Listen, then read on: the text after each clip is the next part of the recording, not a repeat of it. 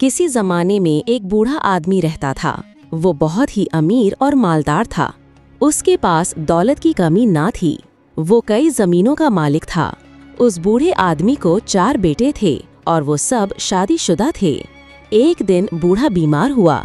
उसके बेटों ने उसका हर तरफ उसकी बीमारी का इलाज करवाया, लेकिन वो बूढ़ा ठीक नहीं हुआ।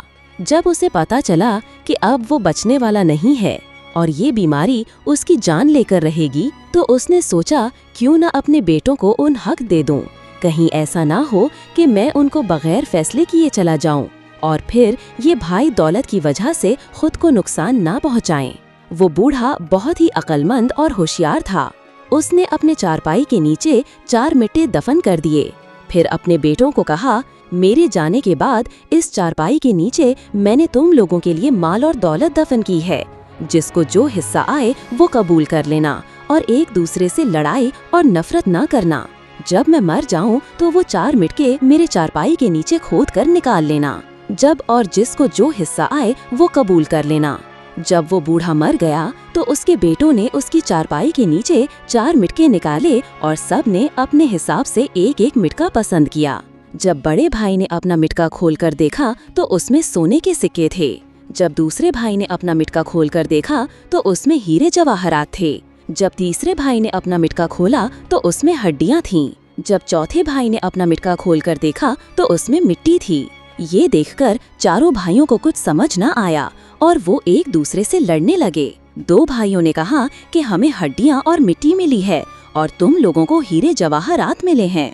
इस बात पर चारों भाई एक दूसरे से लड़ने लगे और नफरत की निगाहों से देखने लगे।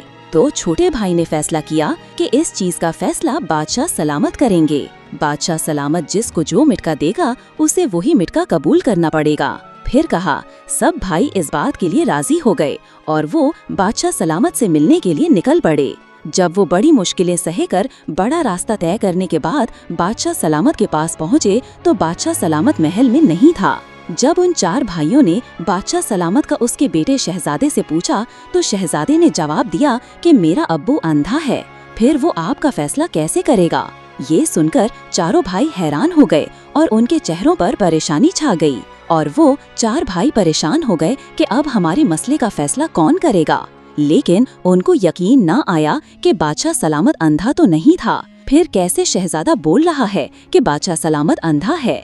इन चारों भाइयों को शहजादे की बात पर यकीन न हुआ और वो बादशाह सलामत की बीवी रानी से बादशाह सलामत का पूछने गए। जब वो मलका से मिले तो मलका ने उनको बताया कि बादशाह सलामत तो 12 महीने पहले ही फौत हो गया। ये सुनकर चारों भाइयों को शौक लगा कि बादशाह सलामत 12 महीने पहले कैसे गुजर सकते हैं और इन 4 भाइयों के दिल में और भी ज्यादा उदासी और परेशानी छा गई। उनको कुछ समझ नहीं आ रहा था। वो सोच रहे थे कि पहले शहजादे ने कहा कि बादशाह सलामत जिंदा है लेकिन वो अंधा है। अब ये मलका कैसे कह सकती है कि बादशाह सलामत 12 महीने पहले ही फौत हो चुके हैं। उनके जहन में सवालों का तूफान गूंज उठा और तभी किसी बूढ़े ने उनको सलाह दी कि आपको वजीर से मिलना चाहिए।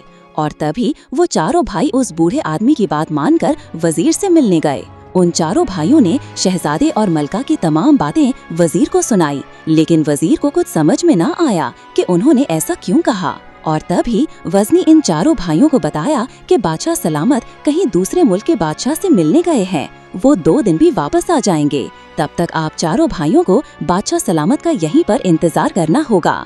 जब बादशाह सलामत वापस लौटे तो वो 4 भाई बादशाह सलामत से मिले और उन्हें अपने मसलों के बारे में बताया। बादशाह सलामत चारों भाइयों की बात सुनकर थोड़ी देर तक खामोश रहे और फिर कहने लगे, जिस भाई को सोने के सिक्कों का मिटका मिला है वो मिटका उसी का है और जिस भाई को हीरे जवाहरात मिले हैं वो उसके पास ही रहेंगे और जिस भाई को मिट्टी मिली है वो जमीनों का मालिक बनेगा और जिस भाई को हड्डियां मिली हैं वो भैंसों और बकरियों का मालिक बनेगा।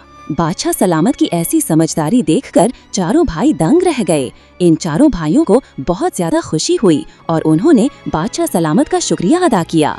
लेकिन उन चारों भाइयों के दिमाग में एक सवाल गूंज रहा था और उन चारों भाइयों ने शहजादे और मलका की सारी बातें सुनाई तो बादशाह सलामत अपना सर झुकाते हुए कहा, जो भी उन्होंने कहा सब सच कहा।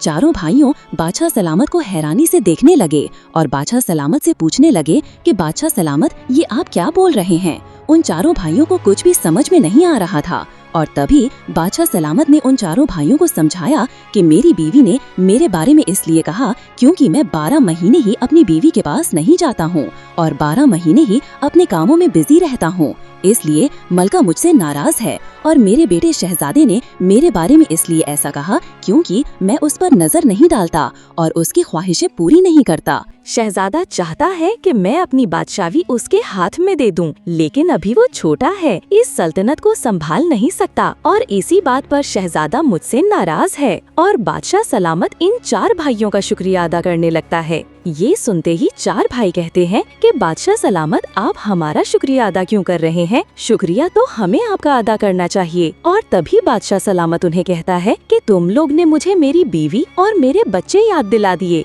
मुझे शर्म आ रही है कि मैं 12 महीने ही अपनी बीवी से दूर रहता हूँ और अपनी फैमिली को छोड़कर कामों में मसरूफ रहता हूँ। और तभी बादशाह को भी अपनी गलती का एहसास हुआ और वो 4 भाई बादशाह सलामत का शुक्रिया अदा करते हुए अलविदा कहते हुए वहाँ से अपने गांव वापस चले गए और खुशी खुशी मोहब्बत और प्यार से अपने बीवी और बच्चों के साथ रहने लगे। तो मेरे प्यारे भाइयों, आपको ये 4 भाइयों की कहानी कैसी लगी? कमेंट में जरूर बताएं। हमारे YouTube चैनल को लाइक और सब्सक्राइब करें। अब हम मिलेंगे अगली वीडियो में, तब तक के लिए अल्लाह हाफिज।